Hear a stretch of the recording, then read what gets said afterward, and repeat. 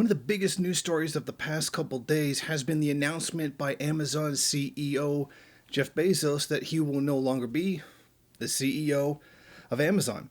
In the third quarter of 2021, he will be handing the position over to Andrew Jassy as he transitions to serve as executive chair of the e-commerce's giant board.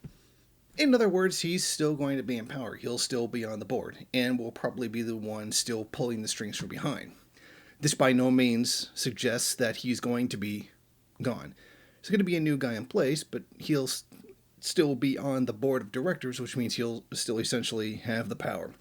Now, here's what he said. I'm excited to announce that this third quarter I'll transition to executive chair of the Amazon board and Andy Jassy will become CEO. He also says that in his new position, he'll be focusing on emerging new products and early initiatives. Whatever that means. Now, Bezos didn't exactly elaborate on his reasons for stepping down. In fact, they haven't given a reason at all. But I think we can probably try to guess what it is. Let's face it, the name Jeff Bezos is basically synonymous with corporate greed, not paying workers a fair wage, not paying any taxes, and all around being genuinely a terrible human being. Now, in my opinion, the reason he's stepping down is a rebranding effort. Perhaps now the reputation Bezos has gotten for being a capitalist and doing what capitalists do has probably hurt the company in some way. In terms of reputation, yes, Amazon has a very bad reputation towards things like human rights, worker rights, human dignity, things like that. And I think that's why he stepped down. There's just going to be a fresh new face on the company. A lot of those things will slowly dissolve over time. The accusations that have been thrown at Amazon, all of which were pretty much just, will now be attributable to Jeff Bezos, not the new guy in power. This is kind of like voting in a new president after 4 or 8 years, because everything's going to automatically change because a new guy is in power. Now, this comes at a time which I think this may have been what crossed the line. Amazon will pay $61.7 million to settle allegations by the Federal Trade Commission that it failed to pay delivery drivers, flex delivery drivers, the full amount of the tips received from customers. Now, you will notice that throughout media coverage, we've failed to, withheld, anything but actually using the word steal. Because that's what happened. The tips were stolen. And I think that's pretty obvious that's what happened. But if you look at the way the media keeps wording it, they're wording it in a way like misappropriation, failed to, forgot to, mishandled, anything but using the word steal. But, bourgeois media, bourgeois interest, obvious.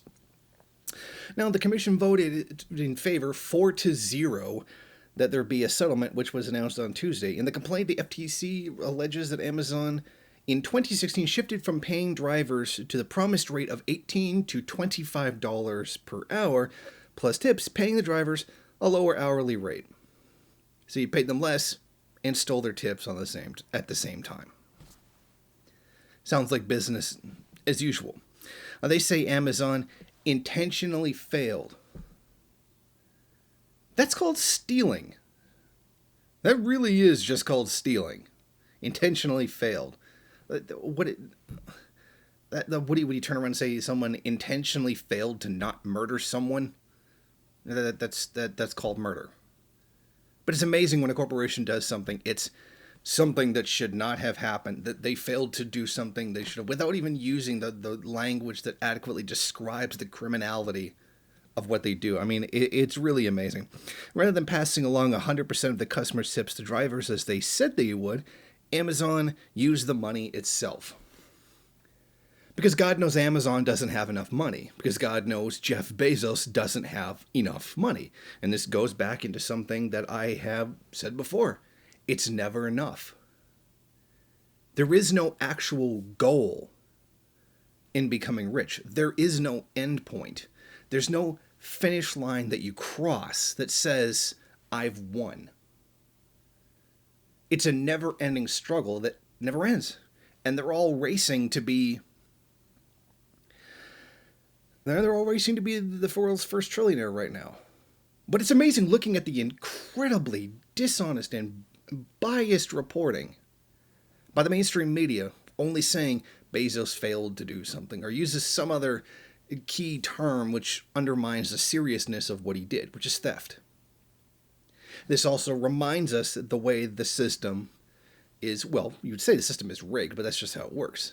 Remember, if Jeff Bezos fails to give you the tips that you're supposed to get, or an employer doesn't give you the money that you're owed, that's a civil thing. You have to go to a special court, argue there, a labor tribunal or something like that, and then a board member makes a decision on what should happen. But if you take 1 cent out of that till and you put it in your pocket, criminal case. That's a criminal issue. That's a criminal offense, not a civil offense, and the police will show up to your house right away and arrest you. But the capitalist can rip you off for what? Hundreds of dollars, thousands, or $61.7 million, and that's not something that's criminal? I mean, in heart and soul, philosophically, yeah, it is totally criminal. But it's not a criminal offense under the law. It's a civil offense where you have to go to the Trade Commission, hire lawyers to deal with that situation. But if it's just 1 cent from you, the police are coming in, guns drawn, knocking down your door. So just think a little bit harder about that for people who mindlessly defend the system or say that, oh, there just shouldn't be billionaires. There's, how much money is too much money, liberal reform kind of nonsense. Keep in mind this context when you're talking about keeping around the capitalists, but maybe limiting how much money they should be allowed to have. Thank you for watching. If you like this program, then please head over to my Patreon page and set up a monthly donation.